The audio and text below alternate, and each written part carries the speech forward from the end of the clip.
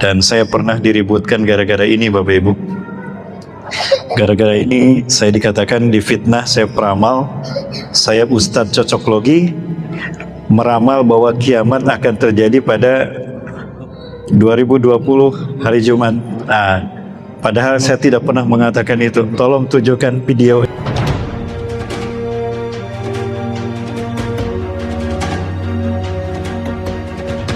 Kalau saya lihat yang hadir ada 1.851 orang. Betul ya? Saya menggunakan kacamata KPU ini.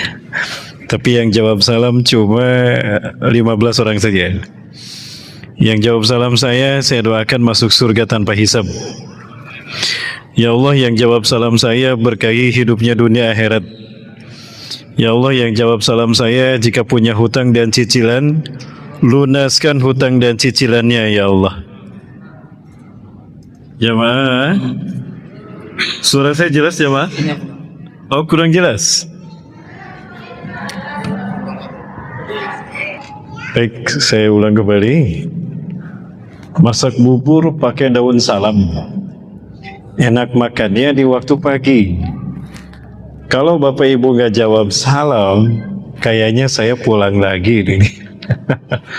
Jika matahari terbit dari barat, itulah tanda besar terjadinya hari kiamat. Jika memang kita umatnya Nabi Muhammad SAW, jawablah salam saya dengan penuh semangat. Assalamualaikum warahmatullahi wabarakatuh. Nah, terdengar banyaknya sekarang. Terdengar banyaknya, terasa semangatnya ya. Ya, namun semangat jawaban salamnya campur ngambek, kayaknya harus 2 kali. Baik, alhamdulillah wa syukurillah wassalatu wassalamu ala rasulillah wa ala alihi wa sahbihi wa mawalah. Masya Allah kan wa malam yashalam yakun ala hawla wa la quwata illa billah. Allahumma salli wa sallim ala habibina wa nabiyina Muhammad ibn Abdullah wa ala alihi wa sahbihi wa mawalah. Masya Allah kan wa malam yashalam yakun ala hawla wa la quwata illa billah.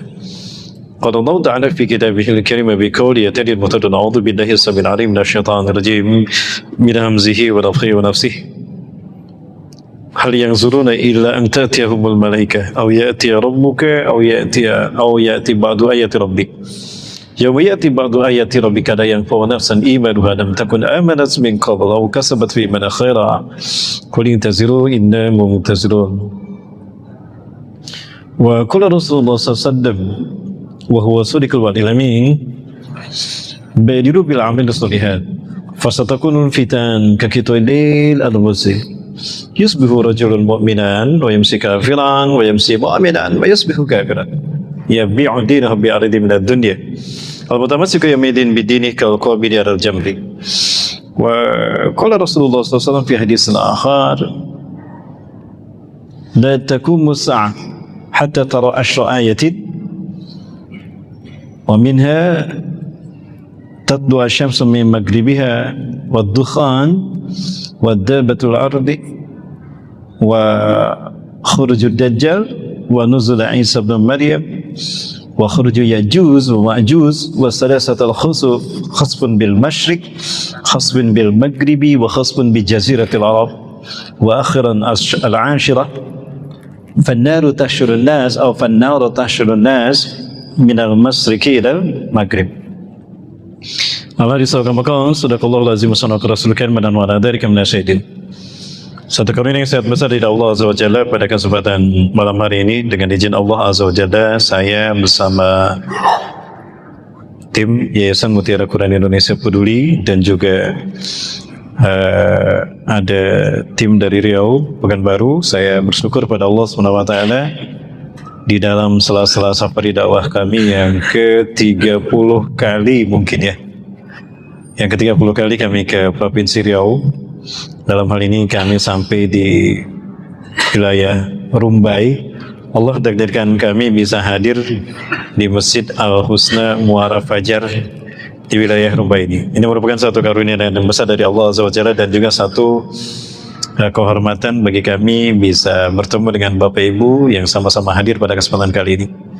Salawat dan salam semoga selalu pada uswah dan qudwah kita Rasulullah Muhammad sallallahu alaihi wasallam, Nabi dan Rasul yang diutus ke tengah-tengah kita memberikan satu peringatan kepada kita bahwa dunia ini bersifat sementara dan akhirat akan tiba dan kekal adanya. Yang saya hormati dan saya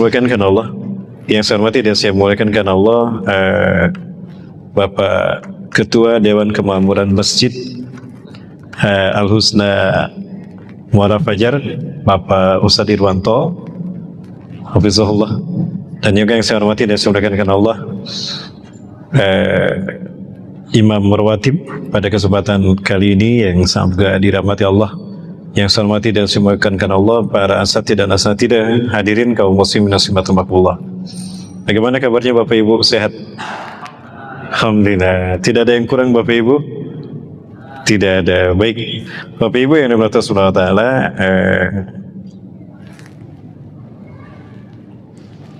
mohon maaf ini ada gangguan teknis terkait dengan media kita, Infocus gitu. Karena materi kita memuat beberapa bagian materi yang memang ada video dan gambar yang harus kita apresiasi, yang harus kita lihat terkait dengan materi dan tema yang kita lakukan. Bapak Ibu dan Subhanahu wa taala, tema kita kali ini terkait dengan dukhan sebagai peringatan dari Allah menjelang terjadinya hari kiamat. Apa itu dukhan? Dukhan itu bahasa Arab, artinya asap atau kabut. Ya, asap atau kabut. Nah, terkait dengan literatur Islam, dukhan ini terdapat dalam bahasan eskatologi. Maksudnya adalah bahwa dukhan dalam eskatologi terkait dengan tanda besar terjadinya hari kiamat.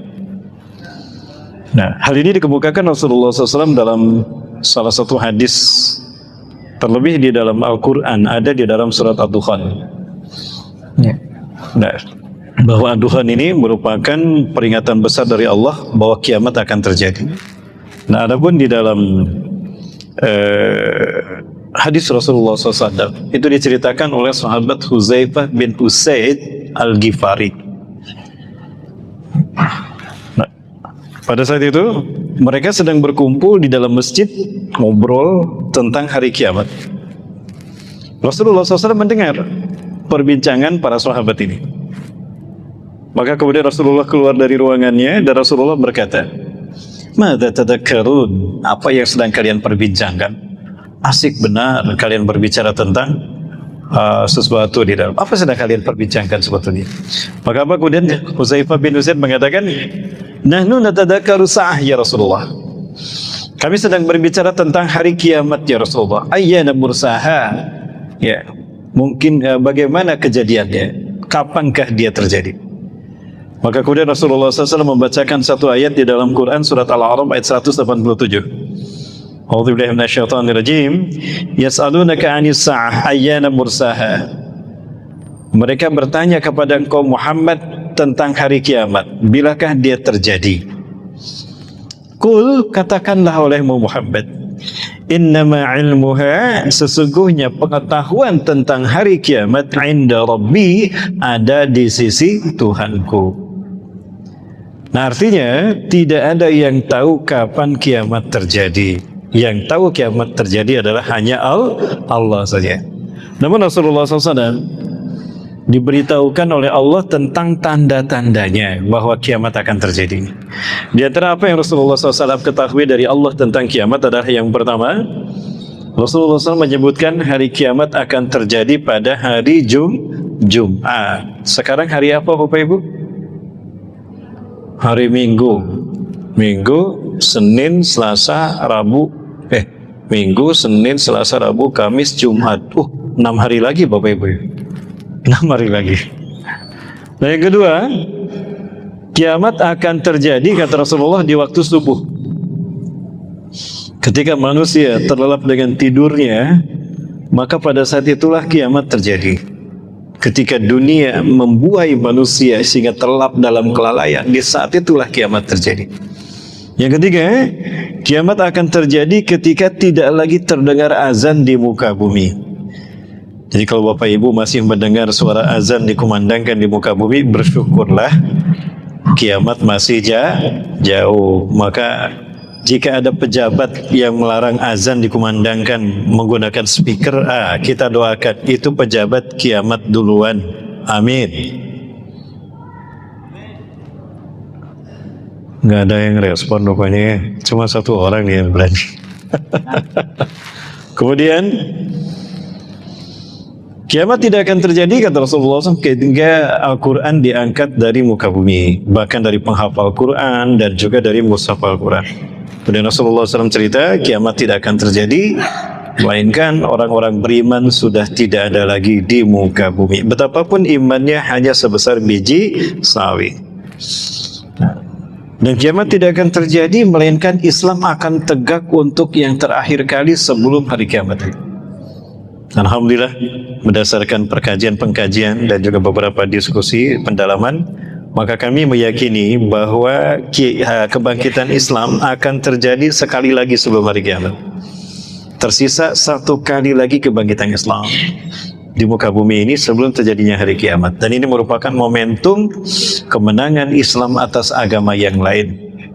Nah, dapat kita bayangkan bagaimana dahsyatnya situasi atau fase episode di mana ketika Islam tegak di muka bumi, hancurnya agama-agama lain selain pada Islam, dibunuhnya Dajjal, diperangi dan dimusnahkannya pasukan Dajjal di muka bumi, dan juga dimusnahkannya Ya'juj dan Ma'juj.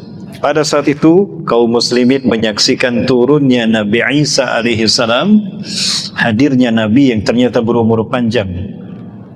Ada Nabi Isa, ada Nabi Khidir, ada Nabi Ilyasa, kemudian juga ada Zarnab bin Bara'ala, pendamping Nabi Isa alaihissalam. Dan yang terpenting, pada saat itu hadir dan tegaknya kepemimpinan Islam di muka bumi, yaitu munculnya sosok Muhammad bin Abdullah, cucu cicit Rasulullah SAW yang bergelar Al-Mahdi, Imam Mahdi. Dan Imam Mahdi inilah yang menjadi penghubung antara tanda-tanda kecil dengan tanda-tanda besar. Nah, tanda besar Rasulullah SAW sebutkan ada 10 tanda. Ketika Rasulullah bertanya kepada para sahabat berkata, "Ya Rasulullah, mata takum sa'ah?" "Nahnu natadakkaru sa'ah ya Rasulullah." Kami sedang berbicara tentang hari kiamat ya Rasulullah SAW. Maka apa kata Rasulullah SAW? "La takum sa'ah."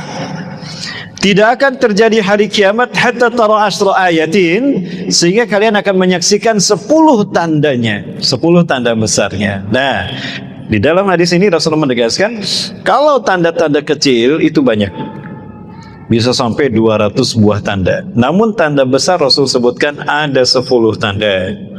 Apa itu? Saya menggunakan hadis yang diriwayatkan oleh Imam Ahmad, karena berbeda dengan hadis yang diriwayatkan oleh Imam Muslim, betapapun sumbernya sama dari seorang sahabat yang bernama Hudzaifah bin Usaid Al-Ghifari. Baik, apa itu? Yang pertama, tadlu'u asy-syamsu min maghribiha, terbitnya matahari dari barat. Terbitnya matahari dari barat. Yang kedua, ad-dukhan, asap, kabut asap, tughattil arda 40 yawman hatta la yastati'un nas ay yufarriqu bainal laili wan nahr.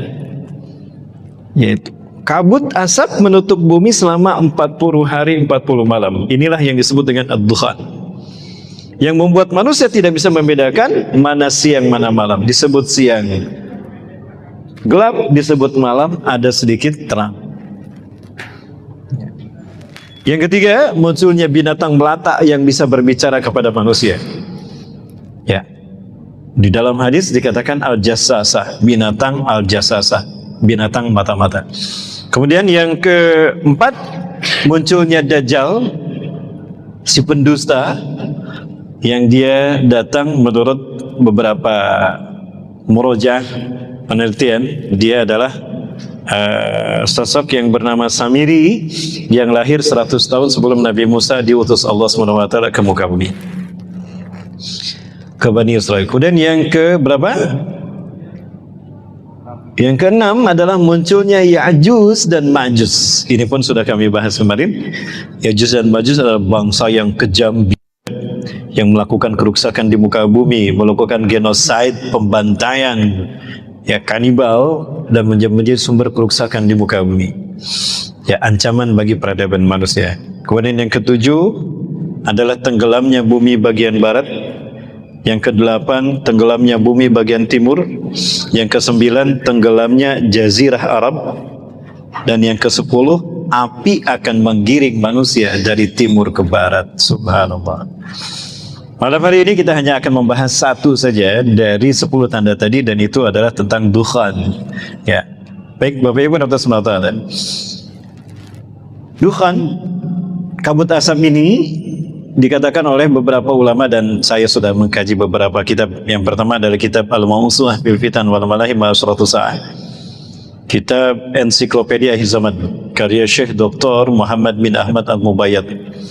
Yang kedua kitab An-Nihayah fil Fitan wal Malahim wa Asratu Sa'ah, kitab pertama yang saya punya terkait dengan eskatologi. Yang ketiga dalam kitab Nihayatul Alam karya karya Dr. Muhammad bin Abdurrahman Al-Arifi dari Saudi Arabia. Dan di dalam kitab-kitab ini ceritakan ya beberapa riwayat terkait dengan dukhan. Nah, namun riwayat-riwayat ini membutuhkan interpretasi yang mendalam terkait dengan fakta empirisnya, fakta terjadinya. Karena ini bersifat nubuah dan terjadi di akhir zaman, maka sangat membutuhkan ilmu pendorong yang membuat kita bisa faham tentang Quran dan hadis terkait dengan dukhan. Disinilah kita membutuhkan fikih waqi'iyah, fikih kontemporer, fikih kejadian di akhir zaman, eskatologi. Nah, saya mencoba menghubungkan peristiwa dukhan ini dengan antara Quran dan hadis yang membahas tentang dukhan dengan kacamata ilmiah. Dalam hal ini adalah dalam pandangan astronomi, geografis, dan arkeologis atau arkeoastronomi. Nah, Bapak Ibu yang dirahmati Allah, maka penelitian yang saya lakukan beberapa lamanya, mungkin bertahun-tahun, saya coba sambungkan sedikit demi sedikit, saya menemukan satu korelasi yang positif. Apa itu? Belum bisa, Bang? Ini kalau sudah bisa akan saya perlihatkan ya, beberapa kejadian. Bapak Ibu yang dirahmati Allah, di antara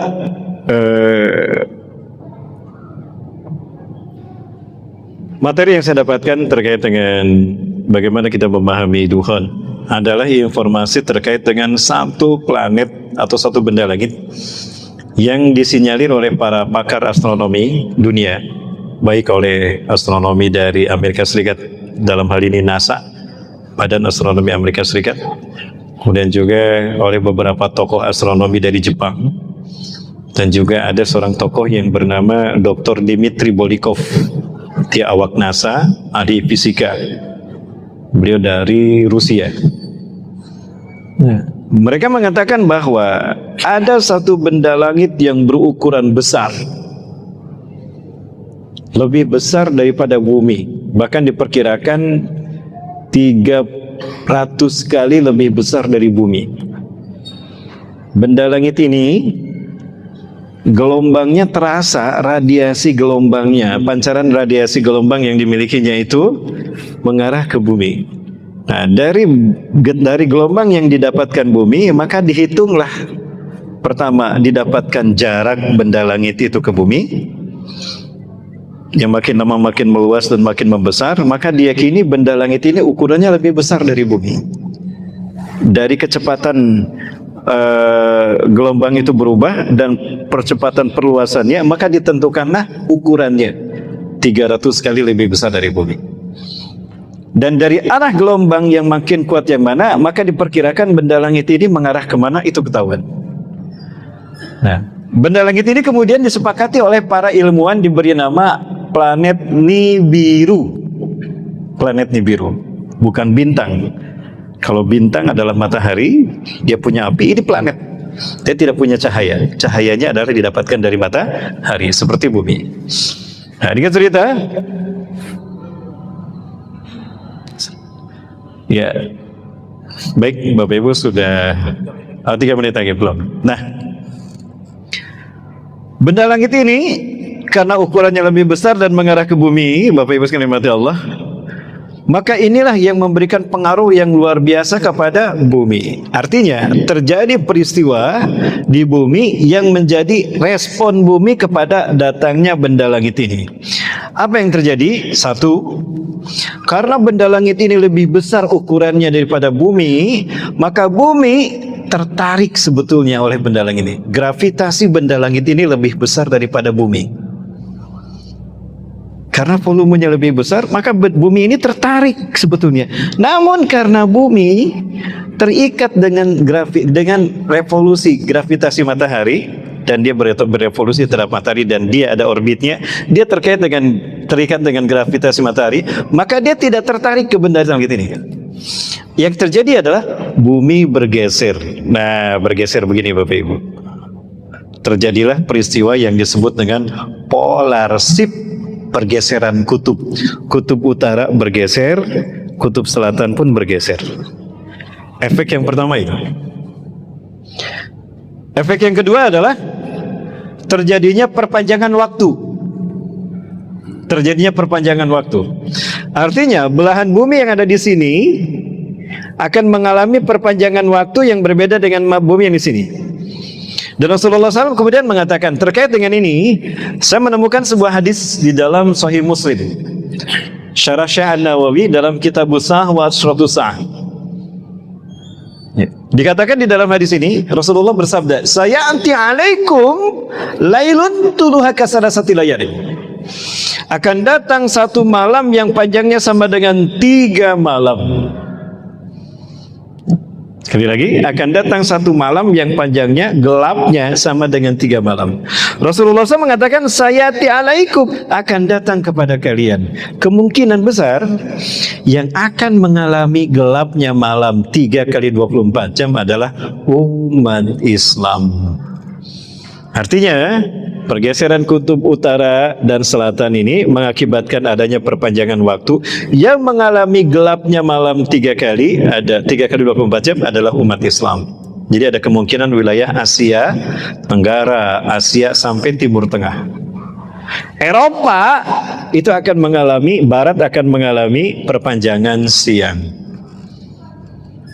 Ini efek yang terjadi yang pertama. Dan yang kedua, pergeseran kutub, kemudian juga ada perpanjangan waktu. Yang ketiga, akan mengakibatkan terjadinya perubahan iklim, climate change. Akan terjadi perubahan iklim. Sehingga wilayah yang tadinya panas akan berubah menjadi dingin. Wilayah yang dingin akan berubah menjadi panas. Inilah yang terjadi hari ini dengan tanah Arab. Inilah yang terjadi dengan Timur Tengah, dengan tanah Arab. Ya. Bagaimana pembahasannya? Baik Bapak Ibu dan Saudara. Nah, tadi kita sudah sampai pada pembahasan tentang benda langit yang bernama di biru, yang efeknya tadi ketika dia bergerak, ya. Sebetulnya ada 2 asumsi. Asumsi yang pertama dari ilmuwan Jepang. Saya lihat beberapa antarisawan Jepang mengatakan bahwa benda langit ini kecil, lebih kecil dari bulan, jauh lebih kecil dari bulan. Tapi dia bergerak lurus Bapak Ibu. Dia bergerak lurus sehingga dia nabrak bumi secara utuh. Sehingga dia hancur, nah dia mengandung magma. Magma inilah yang kemudian menutup semua permukaan bumi. Ya, menurut teori ini tidak ada lagi kehidupan di muka bumi, artinya kiamat. Nah, maka ditinjau dari Quran hadis, pendapat semacam ini tidak bisa diterima. Karena setelah peristiwa ini Rasulullah sebutkan kehidupan masih ada. Dan proses tegaknya Islam di muka bumi belum terjadi. Sehingga teori ini tidak saya pakai. Nah, yang menarik adalah apa yang dikemukakan oleh ilmuwan NASA. Salah satunya adalah Dr. Dmitry Bolikov. Bahwa benda langit ini sangat besar. Dia tidak menabrak bumi, tapi dia mengarah mendekati orbit bumi. Nah, karena jarak yang dekat, efeknya apa tadi? Kita sudah bahas. Yang pertama, polar shift, pergeseran kutub. Utara bergeser, selatan bergeser, sehingga terjadilah yang namanya climate change, perubahan iklim. Salah satu perubahan iklim yang nampak hari ini adalah bangsa Arab yang tandus, kering, berpadang pasir berubah menjadi hijau berpadang rumput. Tadi malam kita sudah bahas. Rasulullah SAW mengatakan peristiwa ini terkait dengan tanda-tanda kiamat akan terjadi. Asratu sa'ah. Rasulullah SAW dalam satu hadis mengatakan, la taqumus sa'ah. Kiamat tidak akan terjadi hatta taruda ardul arabi murujan wanhara. Kiamat tidak akan terjadi sehingga tanah Arab yang tandus kering akan kembali hijau berpadang rumput dan muncul sungai-sungai di sana. Sebetulnya ada videonya ya. Subhanallah, memang tidak bisa, jadi tidak bisa saya perlihatkan. Bapak Ibu mohon maaf sekali. Mudah-mudahan nanti kita bisa lanjut kembali ya dalam waktu yang akan datang. Kemudian Bapak Ibu dan SWT, setelah ada terjadinya perubahan iklim, ada terjadinya perpanjangan waktu.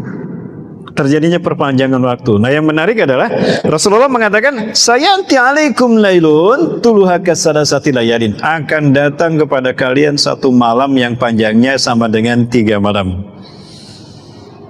Ya. Pada saat itu Rasul bercerita, ada satu nas yang menceritakan, seseorang faqama rajulun minkum kama al'adahu wa yaqumu min al-yamin sulusil al-akhirah yatawadda atau yakhud taharah yatawadda summa yatahajjad ila Allah azza wajalla. Dia berwudu lalu dia melaksanakan salat tahajud seperti biasa. Selesai tahajud biasanya dia baca Quran. Tidak lebih dari 3 lembar itu datang waktu subuh.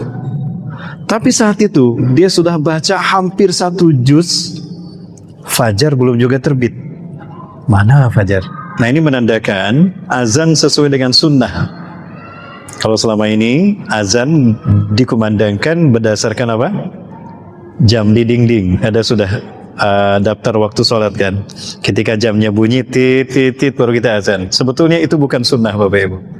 Sunnahnya adalah melihat matahari Bapak Ibu. Ya, melihat matahari.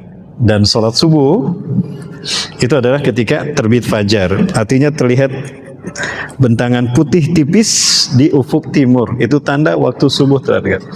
Nah, orang ini muazin ini dia tidak melihat. Wah, timur masih gelap. Mungkin aku terlalu gasik, terlalu cepat bangunnya. Nah, dia coba tidur lagi, baca Quran lagi. Tapi karena pusing, udah lama dia baca Quran, kok fajar tidak terlihat juga. Dia belum azan, dia belum adzan subuh. Sekarang masih gelap karena jamnya berbunyi, tanda adzan subuh menurut jam, maka azan. Padahal mata fajar belum terbit. Nah, ini sunnah yang ditinggalkan dalam penetapan waktu sholat. Nah, kemudian dia tidur, bangun lagi, gundah gulana manusia. Dia dibangunkan oleh gundah gulananya manusia. Kenapa? Manusia menyaksikan matahari terbit dari barat. Ya, Bapak Ibu, jamaah, oi jamaah. Tadi matahari terbit dari mana? Dari timur ya. Alhamdulillah. Berarti kiamatnya masih jauh Bapak Ibu. Nah,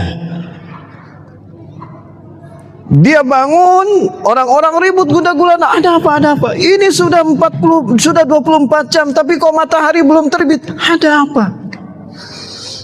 Nah, satu itu.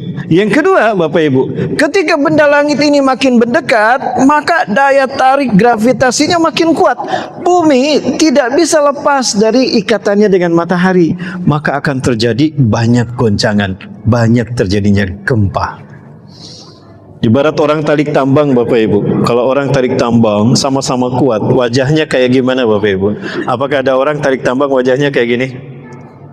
Tenang, santai. Tidak. Tapi bumi pun mengerut begitu. Maka terjadi adanya energi yang keluar, tekanan dari bawah, ya, epirogenesa dan orogenesa. Ini memicu satu akan meletusnya gunung-gunung berapi karena ada tekanan dari magma bagian dalam. Yang kedua, ini akan adanya energi patahan dan lipatan yang mengakibatkan banyak terjadinya gempa bumi. Fakasratuz zalazil. Maka Allah kemukakan ini dalam Quran surat Al-Zalzalah. A'udzubillahi minasyaitonir rajim. Idza zulzilatil ardu zilzalaha. Jika bumi digoncangkan dengan goncangan yang sangat, kapan itu terjadi? Ketika benda langit ini mendekat, maka bumi akan bergoyang karena mempertahankan posisinya agar tidak terikat, tertarik oleh benda langit ini. Kenapa dia tidak tertarik? Karena dia terikat dengan gravitasi matahari, maka dia bergetar begitu. Ya. Saat itulah terjadi gempa yang besar. Wa akhrajatil ardu asqalaha, dan bumi mengeluarkan apa yang dikandungnya. Magma keluar, air keluar. Itulah yang mengakibatkan banyak sumber air keluar di tanah Arab. Ya. Subhanallah. Saya mencoba membaca Quran dan hadis terkait dengan eskatologi ini dia dalam mata kacamata sains dan teknologi. Karena sains dan teknologi lahir dari Quran dan Sunnah, Bapak Ibu. Jamaah, jamaah, bisa diikuti jamaah? Wa qala al-insanu malaha, berkatalah manusia, ada apa dengan bumi ini? Ada apa? Nah itu tadi orang-orang ribut, kenapa matahari kok juga belum terbit dan banyak gempa, gunung-gunung meletus. Nah ini sekarang sedang erupsi di Gunung Semeru, ya sudah ada beberapa peringatan dari Badan BMKG peluang terjadinya pasang air laut, ya terjadinya tsunami 4 meter prediksi di Sumatera Barat, Lampung sampai ke Jawa dan Bali. Subhanallah, sampai air Asia yang menghubungkan trek ya yang flightnya dari Singapura Jakarta itu dibatalkan. Tadi saya lihat informasinya begitu. Dan itu Bapak Ibu terjadi. Nah inilah yang disebut dengan megatrust. Megatrust. Nah bumi ternyata mengalami bukan hanya polar shift dengan kedatangan benda langit ini, tetapi bumi juga oleng. Selain dia bergeser, utara bergeser, selatan bergeser, bumi juga mengalami oleng apanya? Barat bergeser, pindah ke timur perlahan-lahan, dan timur pindah ke barat. Nah kayak gini, oleng, set begini. Ya, terjadi perpindahan kutub. Utara dan selatan bergeser, polar shift, dan juga perpindahan arah mata angin. Barat pindah ke timur, timur ke barat. Kemudian benda langit ini, ketika jarak terdekat antara bumi dan matahari, antara si benda langit ini biru ini dengan bumi terjadi, pada saat itulah terjadi induksi magnetik. Artinya magnet bumi tertarik oleh benda langit ini, terserap oleh benda langit ini, sehingga bumi kehilangan elektromagnetiknya. Itulah yang mengakibatkan hilangnya teknologi. Rasulullah mengatakan, "Sum'antum ila ma bada'tum, sum'antum ila ma bada'tum." Kalian akan kembali ke zaman kalian datang pertama kali. Listrik tidak ada, blackout selamanya Bapak Ibu. Mobil tidak akan jalan, Bang. Mobilnya akan jalan, Bang, nanti, Bang. Insyaallah ya. Motor tidak jalan. Kenapa? Tidak ada magnet. Dinamo tidak berfungsi. Maka kita kembali ke zaman unta, Bapak Ibu. Ya, ke zaman unta. Nah, itulah yang terjadi. Kemudian benda langit ini pergi menjauh dari bumi. Perlahan-lahan ketika benda langit ini menjauh dari bumi, perlahan-lahan bumi mulai kembali utara, mulai kembali ke posisinya, selatan kembali ke selatan. Ya, cuaca iklim kembali ke asalnya. Namun posisi barat ada di timur, posisi timur ada di barat. Maka ketika matahari terbit, terlihatnya di mana? Di barat. Fadalikahin, fadalikahin. Kata dalam hadis riwayat Imam Abu Daud, terus mengatakan itulah hin, itulah hin. Inilah kata hin, arti hin di dalam Quran. Kul nabitu minha. Inna ba'dakum gimana perintah Allah dari Allah kepada Nabi Adam setelah Nabi Adam diturunkan ke bumi, ya walakum fil ardi mustaqarrun wa mata'un ilahin. Bagimu hai Adam, Hawa, ada materi kecukupan yang bisa memenuhi kebutuhan hidupmu sampai dengan hin. Hin di sana adalah terbitnya matahari dari barat. Dan apabila matahari terbit dari barat, kata Rasulullah SAW, wara'ahan nas, manusia menyaksikan matahari terbit dari barat. Amanu ajma'un, berimanlah mereka semua kepada Allah. Tapi apa kata Rasulullah? La yanfa'u nafsan imanuha lam takun amanat min qabl. Tidak berfungsi, tidak berguna orang yang menyatakan beriman yang sebelumnya tidak beriman. Kenapa? Pintu tobat sudah ditutup. Shin, terbitnya matahari dari barat, isyarat dari Allah bahwa pintu taubat sudah ditutup. Sehingga Rasulullah mengatakan, man taba qabla ghurubi syamsi min maghribiha qubilat taubatuh. Siapa yang bertobat sebelum matahari terbit dari barat, Allah terima taubatnya. Maka ketika mereka melihat matahari terbit dari barat, beriman, tidak ada gunanya. Maka lihat wajah mereka hitam pucat. Sudah tahu ada orang-orang Islam menyampaikan tentang Islam. Sudah banyak ulama-ulama menyeru mereka untuk beriman pada Allah dan Rasulullah SAW. Tapi mereka kufur, mereka ingkar karena kesombongan. Ketika mereka menyaksikan matahari sudah terbit dari barat, terjadi benar apa yang dikatakan umat Islam. Mereka mengatakan beriman, sia-sia. Kenapa? Matahari sudah terbit dari barat. La yanfa'u nafsan imanuha lam takun amanat min qablu au kasabat fi man khaira. Atau orang yang soleh, orang yang maksud saya orang yang beriman tapi STMJ. Apa STMJ Bapak Ibu? Salat terus, maksiat jalan. Dia masih seneng ngompreng, dia masih seneng ya gitu lah. Jadi muzabzabina baina dzalik. Ya, ketika orang-orang Islam, kiai ulama banyak duitnya, ada untungnya, aman-aman ikut. Ketika ulama, kiai dan habaib dicurigai, yang ini banyak duitnya, mampir ke sana gitu, ganti wajah. Ya, munafik. Yang seperti ini ketika dia bertobat ingin hijrah kepada Islam yang sesungguhnya, pintu tobat sudah tertutup. Subhanallah. Gambaran pada saat itu kata Rasulullah SAW, manusia ada pada titik akhir atas kepuasan keputusasaan, sehingga hidup digambarkan hidup segan, mati tak mau karena beratnya ujian hidup pada saat itu. Namun orang-orang yang beriman dan istiqomah dengan keimanannya pada saat matahari terbit dari barat akan putih bercahaya. Kenapa? Senang, bergembira. Senang mereka karena iman mereka benar, keyakinan mereka benar, dakwah mereka selama ini ternyata benar. Pada saat itu mereka putih bercahaya. Inilah yang Allah maksudkan dalam Quran surat Ali Imran ayat 104 sampai ayat 108. ولا تكونوا كالذين تفرقوا واختلفوا من بعد ما جاءتهم البينات أولئك لهم عذاب عظيم. Maka janganlah kamu hai orang-orang beriman seperti orang-orang yang berselisih paham, berpecah belah setelah datangnya penjelasan dari Allah dan Rasul. Quran sudah dibacakan, hadis sudah disampaikan, mereka masih berpecah belah. Jangan seperti itu. Itulah perbuatan orang-orang ahli kitab. Ya.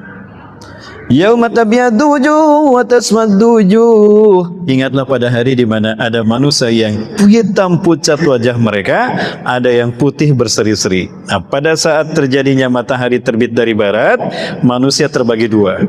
Yang pertama, manusia yang hitam pucat wajah mereka, yang kedua, manusia yang putih berseri wajah mereka.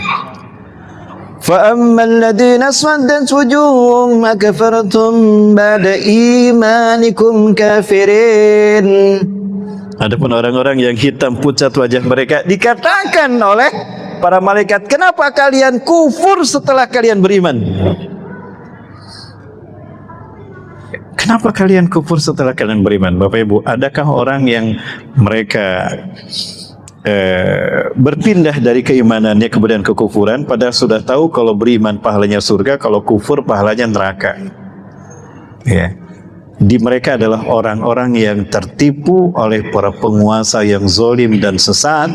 Mereka orang-orang munafik yang menjual iman mereka dengan dunia. Ya bi'udinahu bi'ardi minad dunya. Orang-orang yang menjual imannya, Islam mereka dengan demi pangkat di pundak, demi jabatan dan demi triliunan. Bapak Ibu sekalian dirahmati Allah SWT. Nah, mereka kenapa hitam pucat? Karena mereka menyesal telah tertipu daya oleh dunia, tertipu daya oleh pangkat jabatan dan bujuk rayu uang triliunan. Ternyata mereka ada dalam kesesatan. Menyesal mereka. Bapak Ibu coba lihat orang yang menyesal, wajahnya putih berseri atau hitam pucat? Hitam pucat. Hitam pucat. Nah, siapa mereka Ustaz? Mereka inilah yang mengikuti jejak langkah ahli kitab. Ya. jejak langkah orang kitab, iftaraku wa ikhtalafu min ba'di ma ja'atuhumul bayinat, berselisih paham, berpecah belah setelah datangnya Al-Quran dan Sunnah. Bapak Ibu, ada satu cerita begini. Rasulullah SAW menceritakan seperti ini dan kemudian difahami oleh para ulama dan para ulama salafus saleh. Mereka menceritakan begini. Ada beberapa orang, ada 4 orang yang mereka diminta untuk menjelaskan seperti apa bentuk gajah. 4 orang ini belum pernah melihat gajah sebelumnya. Gajah, ada patung gajah disimpan di tengah-tengah ruangan, namun lampunya dimatikan. Sehingga 4 orang ini tidak bisa melihat dengan jelas seperti apa bentuk gajah yang sesungguhnya. Yang satu megang belalai. Oh, gajah itu panjang bulat kayak ular. Salah tidak? Tidak salah, karena yang dipegang belalai. Ada yang pegang telinganya. Kata siapa? Gajah itu tipis kayak kipas, yang dipegang telinganya. Ada yang memegang perutnya. Kata siapa? Tipis. Kata siapa? Bulat kayak ular. Gajah itu bulat besar kayak bedug, karena yang dipegang perutnya. Ada yang pegang kakinya. Yang benar mas saya. Gajah itu kayak tiang bulat tinggi besar. Mereka memegang bagiannya saja, lalu mereka mengklaim inilah gajah yang sesungguhnya, dan mereka masing-masing merasa benar dengan apa yang mereka lakukan. Kenapa? Tidak salah. Salah nggak mereka? Tidak. Kenapa? Karena mereka ada di ruangan yang gelap. Tidak masalah, karena belum ada cahaya. Tapi sekarang ketika lampu dinyalakan, teranglah semua ruangan. Semua mereka yang berbeda pendapat tadi melihat bentuk gajahnya sama. Oh, ternyata gajah itu seperti ini. Harusnya begitu. Betul? Kenapa? Karena cahaya sudah harusnya tidak ada lagi perbedaan. Oh, ternyata gajah ini seperti ini. Sepakat. Harusnya begitu.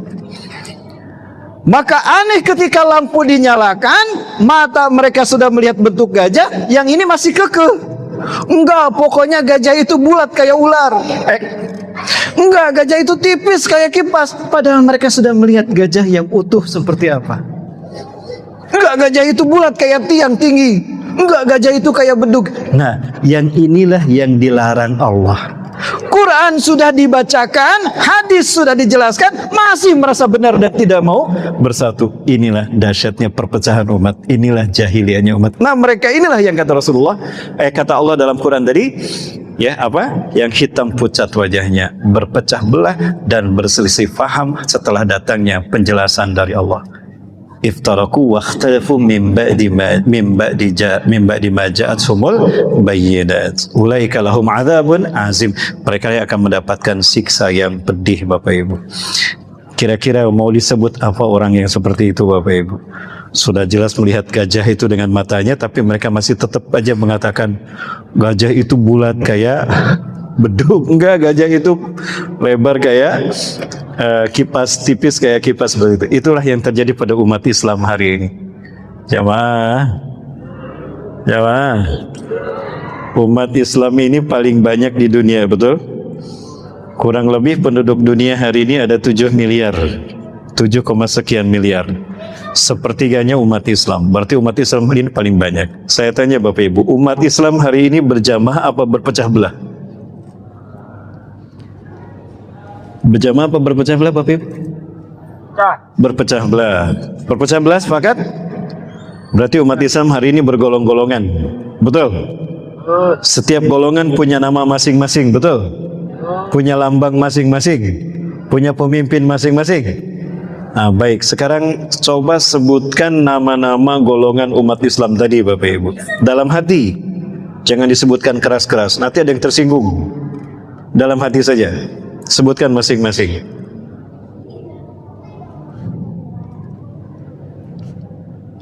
Ada berapa Bapak Ibu? Ada berapa jamaah? Ada banyak? 10 ada? Lebih dari 10. Masya Allah, lebih dari 10. Nah, sekarang saya tanya dan tolong dijawab dengan keras. Nah, sekarang boleh ucapkan dengan keras. biar semuanya mendengar. Dari semua golongan dan nama-nama yang ada pada zaman sekarang, coba sebutkan satu saja dari nama-nama kelompok itu yang di zaman Rasulullah dan para sahabat ada, Bapak Ibu. Ada tidak, Bapak Ibu? Syiah di zaman Rasulullah tidak ada. Syiah ada di zaman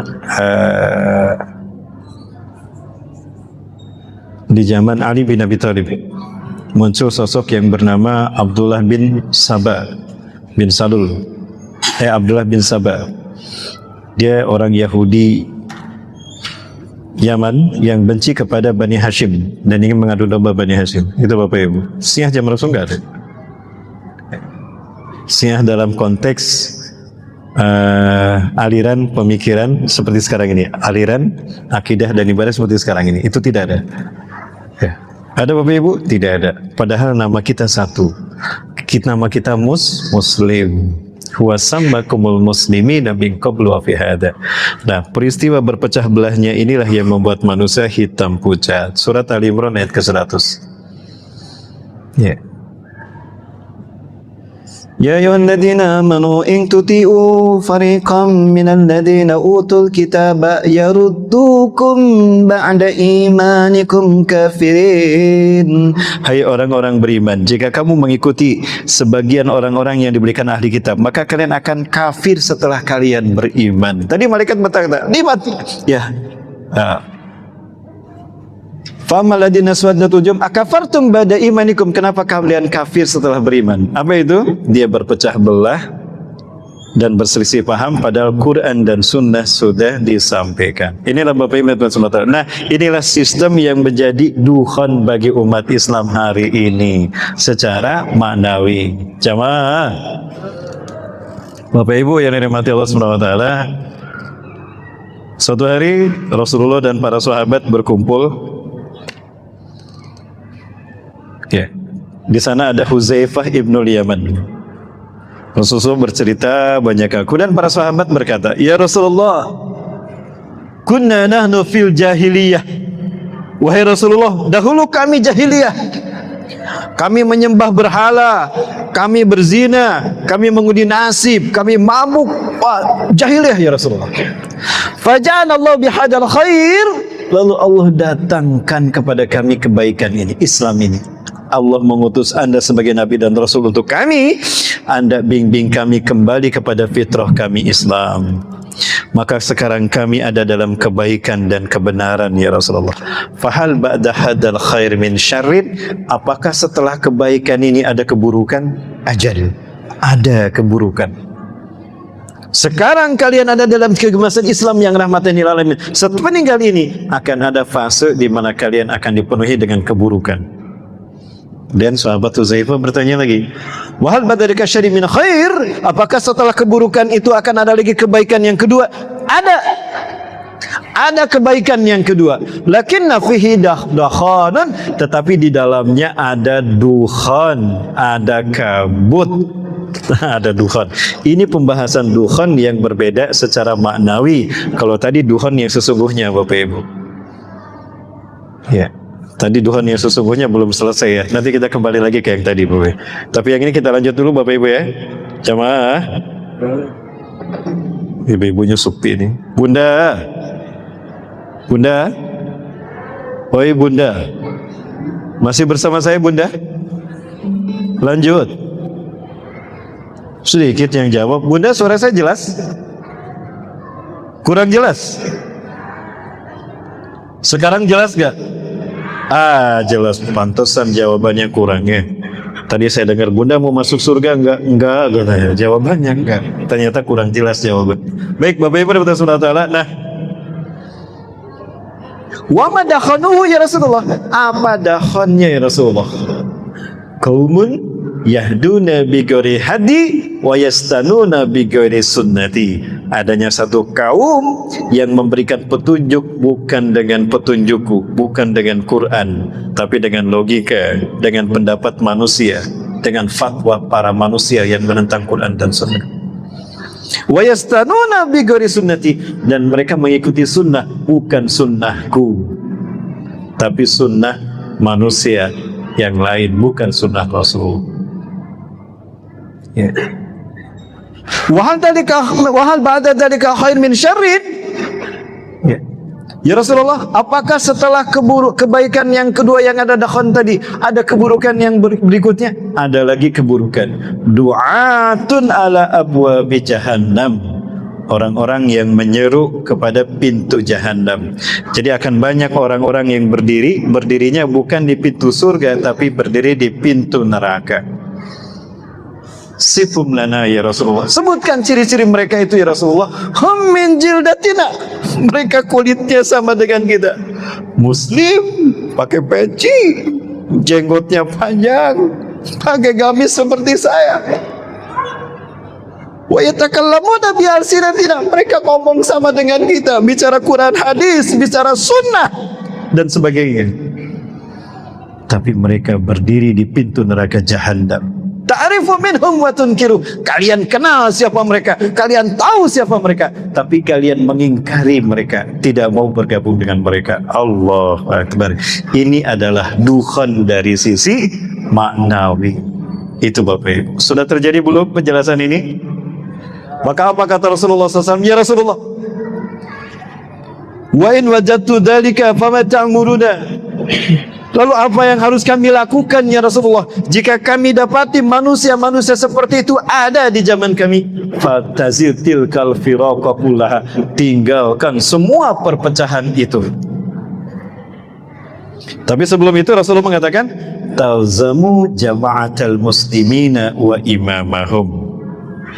Tetaplah kalian bersama kaum jamaah muslimin dan imam mereka dan pemimpin mereka. Jadi berjamaahlah kamu, kemudian dipimpin oleh seorang imam, seorang ulama yang menjadi pemimpin yang mengarahkan kamu mengamalkan Quran dan Sunnah.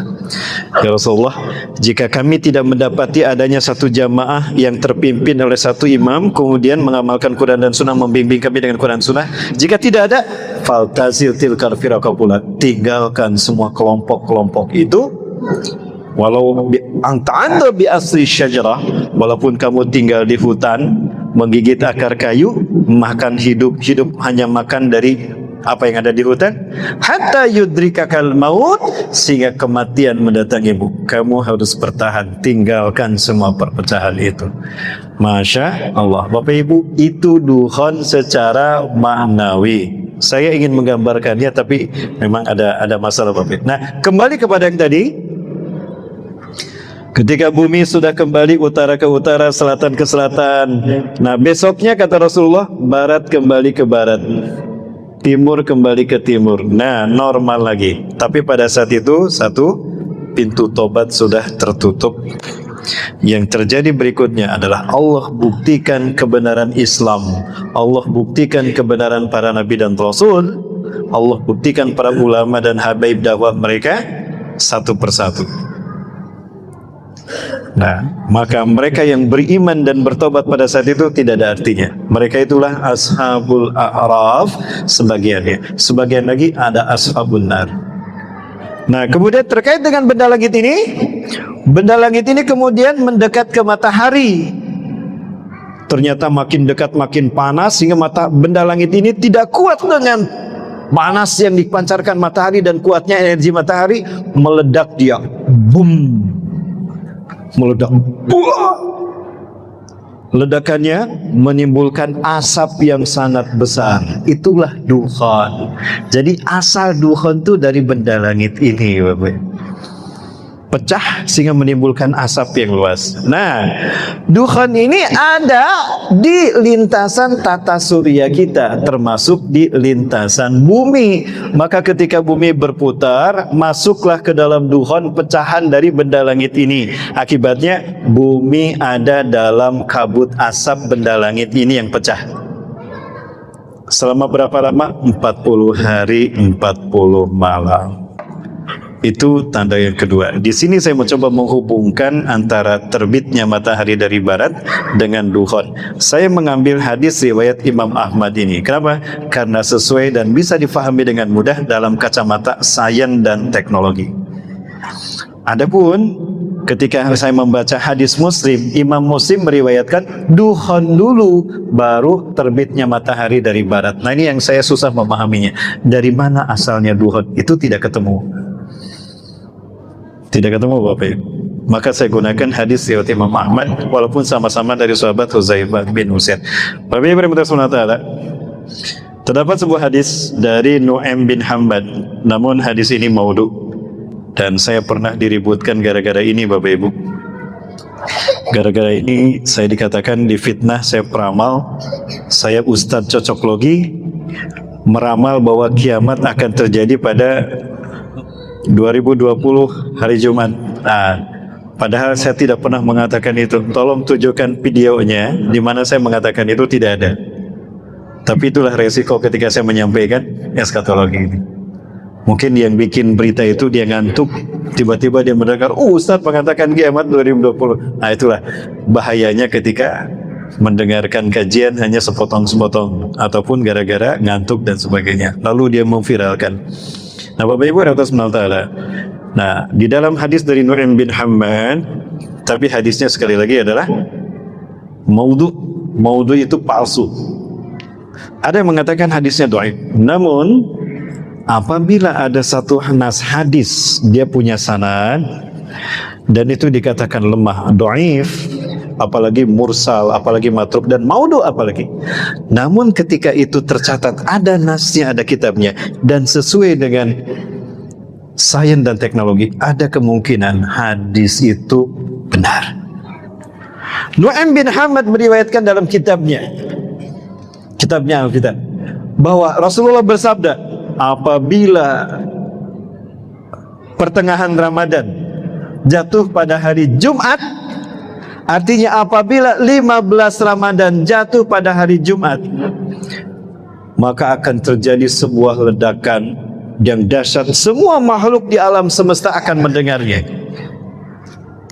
Jika itu terjadi, masuklah kalian ke rumah-rumah kalian, tutup rapat pintu rumah kalian, tutup rapat ventilasi rumah kalian, bertasbihlah kepada Allah, puji Allah sebanyak yang kalian mampu, dan bertobatlah kepada Allah, barangkali itu adalah hari terakhir kalian di muka bumi. Para sahabat bertanya, ya Rasulullah, apa yang harus kami lakukan? Apa yang harus kami ucapkan? Perbanyaklah Subhanal Malikil Quddus, Subuhul Quddus, Rabbuna wa Rabbul Malaikati wa Ruh, Allahumma gfir lana zunubana wa kaffir anna khati'atina wa tawaffana ma'al abrar wa tafana ma'al abrar wa khtim lana husnal khatimah. Ada yang mengatakan demikian. Nah ini Bapak Ibu yang dirahmati Allah Ta'ala, menyikapi kita terkait dengan terjadinya dukhan. Namun banyak ulama tidak menerima hadis ini karena hadis ini maudhu alias palsu. Hadisnya ada sebetulnya, bisa saya perlihatkan kepada Bapak Ibu, namun karena memang waktu dan juga media kita ada bermasalah. Nah itu Bapak Ibu rahimahullah taala. Jadi dukhan ini merupakan satu dari tanda besar terjadinya hari kiamat yang 10 itu. Satu dari 10 tanda besar kiamat.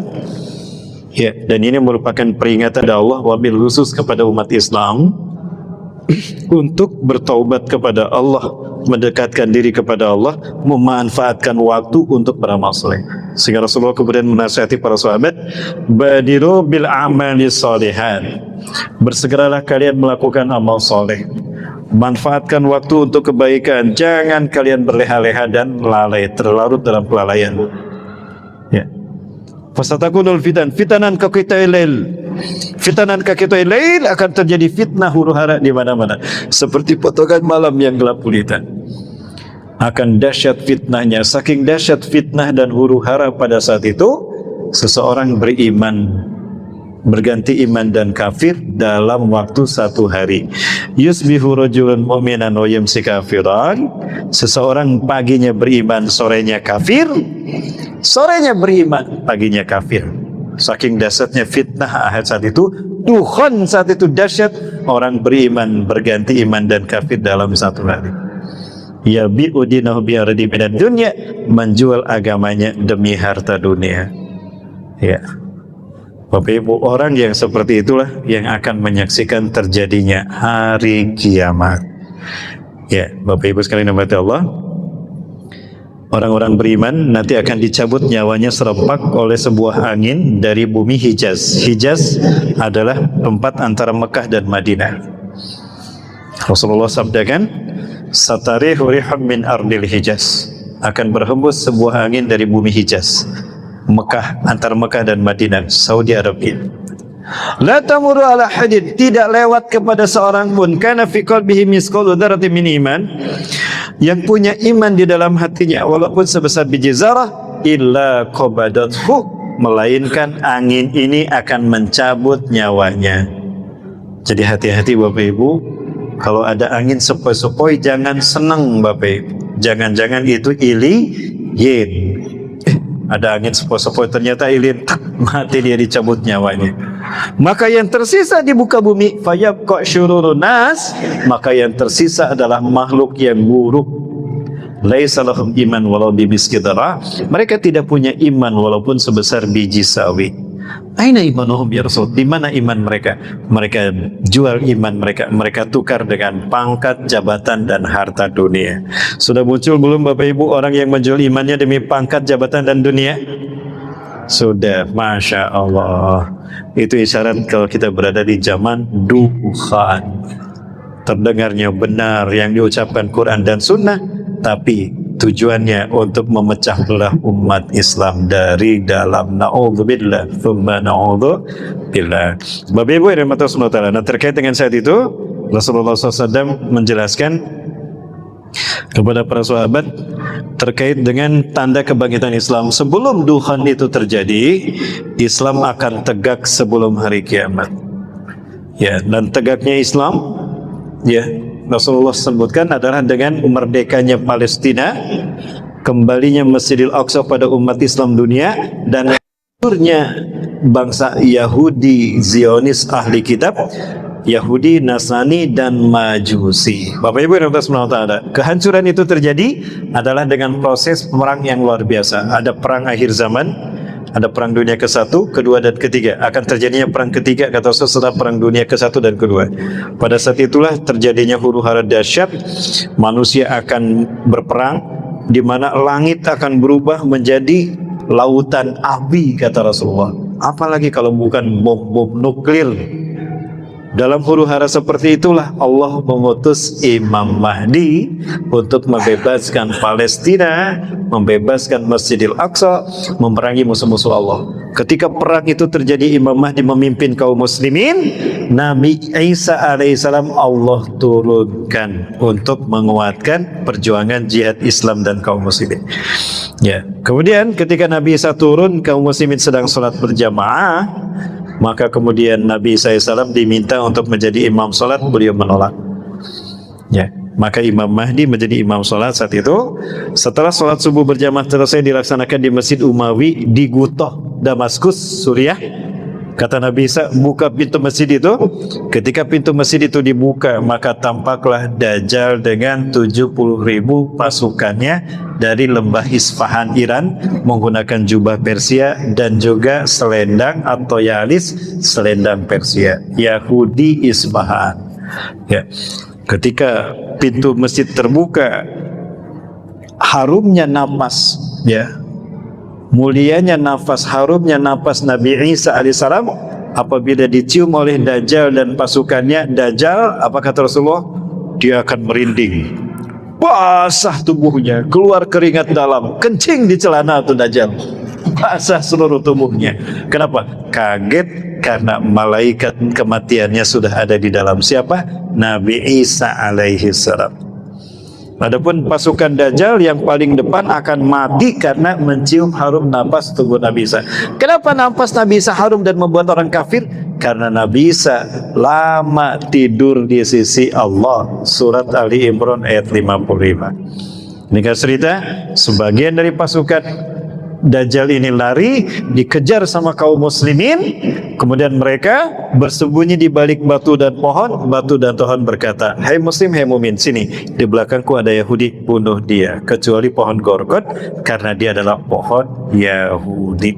Bapak Ibu yang dirahmati Allah Ta'ala, nah terkait dengan ini semua, maka peristiwa dukhan dikabarkan oleh Rasulullah SAW, bahkan oleh Allah dalam surat khusus Ad-Dukhan, ini merupakan peringatan bagi kita agar kita semakin mendekatkan diri kepada Allah, meningkatkan iman dan takwa kita kepada Allah, menjalin silaturahmi, istiqomah melaksanakan ibadah di masjid dan memakmurkan masjid dengan amalia-amalia sunnah.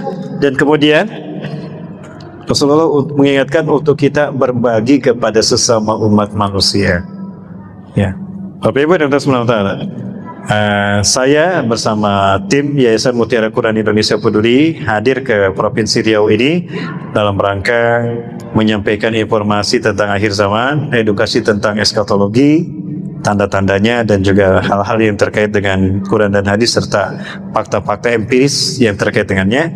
Yang kedua adalah dalam rangka penggalangan dana untuk rumah tahfiz kami yang ada di Palestina, di Gaza, dan juga untuk membantu saudara-saudara kita di Palestina yang sedang kelaparan, kekurangan, yang saat ini mereka mengalami penderitaan dan susah hidup.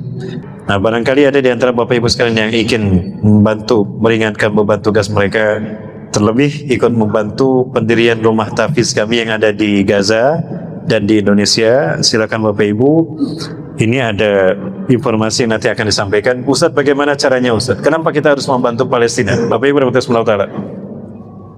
Saya sampaikan sedikit berita, nyambung 5 menit lagi ya, atau 10 menit lah, 2 kali 5 menit. Bapak Ibu, di dalam kitab Ar-Rakhul Makhtub karya Syekh Sofi Rahman Al-Mubarakfuri, diceritakan, ini kitab Sirah Nabawiyah,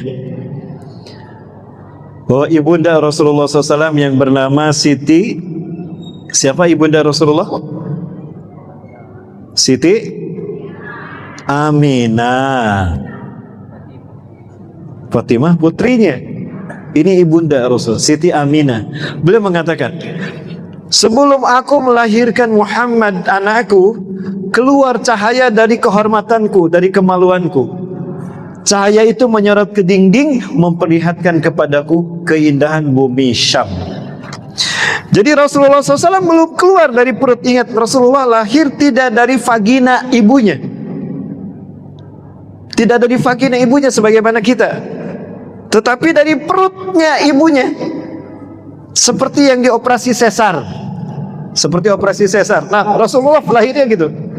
Namun sebelum terbelah perut Siti Aminah dan Rasulullah keluar, dari kehormatan dari vaginanya, dari farjinya Siti Aminah ini, keluar cahaya memperlihatkan indahnya bumi Syam. Jadi hadirnya Rasulullah ke muka bumi ada kaitan dengan Palestina. Apa itu? Tegaknya Islam yang menjadi tugas Rasulullah di muka bumi akan terjadi dengan hidupnya merdekanya Islam di Palestina. Merdekanya Palestina. Jadi siapapun yang mengaku cinta kepada Rasulullah SAW bohong kalau tidak cinta kepada Islam dan kaum muslimin di Palestina.